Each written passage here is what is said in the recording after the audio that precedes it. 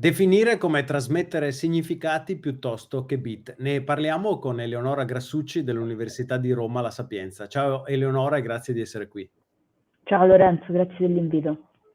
A leggere il titolo della challenge, per così diciamo, la prima cosa che mi viene in mente è dire, vabbè, ma naturalmente i bit trasportano qualche tipo di informazione e quella non contiene un significato. Certo che contiene il significato, però fino ad ora le comunicazioni si sono focalizzate sul ricostruire l'esatta sequenza di bit, quindi probabilmente anche quei bit che portano un'informazione che poi è poco utile al ricevitore. Ad esempio nell'immagine potremmo o nei video potremmo concentrarci sul volto della persona che sta parlando piuttosto che sul background. Quindi stiamo lavorando sul provare a portare le comunicazioni in questa direzione e quindi andare a lavorare sulla trasmissione e sulla ricostruzione della semantica e del significato della trasmissione stessa, piuttosto che sulla ricostruzione di ogni singolo bit. Quindi immagino che ci sia in questo contesto un lavoro sia lato trasmettitore sia lato ricevitore, no? Cioè prima di inviare la comunicazione, il sistema che trasmette deve in qualche modo riconoscere il significato di ciò che sta venendo trasmesso? Esatto, esatto. E stiamo facendo questo infatti con i modelli di deep learning e soprattutto con i modelli di deep learning generativo, quindi la famosa generative AI che stiamo sentendo in questi ultimi anni. Tant'è che dal lato del ricevitore, del trasmettitore, noi possiamo andare a lavorare sull'estrarre il significato del dato e se poi dal lato invece del ricevitore andiamo a lavorare con dei modelli generativi per rigenerare il contenuto preservando il significato della trasmissione. E io mi occupo proprio di questo all'interno della challenge, quindi io sviluppo modelli generativi, quindi modelli di intelligenza artificiale generativa che mirano a rigenerare il contenuto a partire dalla semantica ricevuta. E immagino che lo scopo di tutto questo sia anche quello di alleggerire la trasmissione, cioè immagino che se invece, come dicevi tu, di trasferire ogni bit posso interpretare all'invio quello che sto cercando di inviare, posso in qualche modo riassumere il significato e trasferirlo con meno dati? Esatto, uno degli aspetti fondamentali di questo nuovo paradigma che sta nascendo, che è la comunicazione semantica, è proprio quello di ridurre l'utilizzo della banda che si fa in trasmissione, perché ovviamente io posso comprimere molto di più l'informazione e inviare soltanto il contenuto semantico.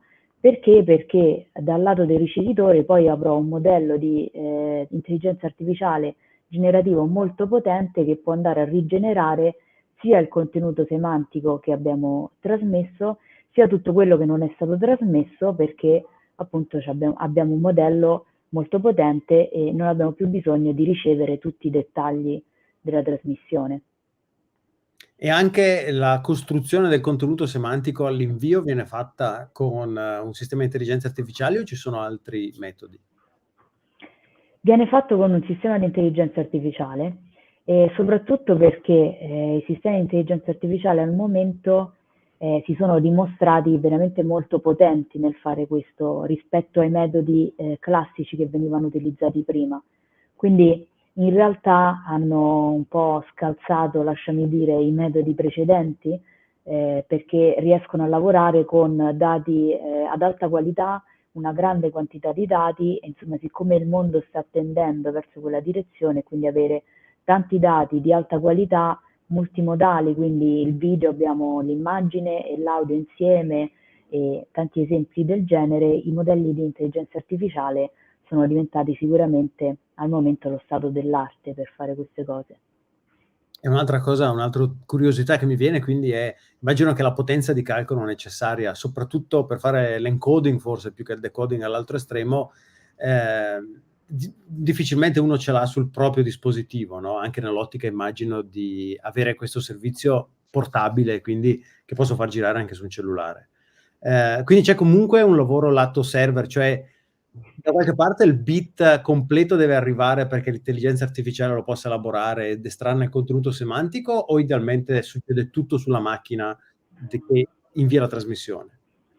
Ma dipende dai casi. La macchina che invia la trasmissione in realtà non ha bisogno di un modello potentissimo, perché esistono anche tanti modelli di intelligenza artificiale che sono fatti apposta per i device e quindi riescono ad estrarre le informazioni anche con poche risorse computazionali. Al momento il problema è più al ricevitore, perché i modelli di intelligenza artificiale generativa sono piuttosto pesanti dal punto di vista computazionale, quindi richiedono tante risorse. Però dal punto di vista al momento dell'estrazione della semantica o una rappresentazione a dimensionalità ridotta, in realtà al momento insomma ce la stiamo cavando. Il problema è più al ricevitore, perché i modelli generativi insomma hanno bisogno veramente di tante risorse computazionali. Chiarissimo. Grazie mille ad Eleonora Grassucci dell'Università di Roma La Sapienza. Grazie a te.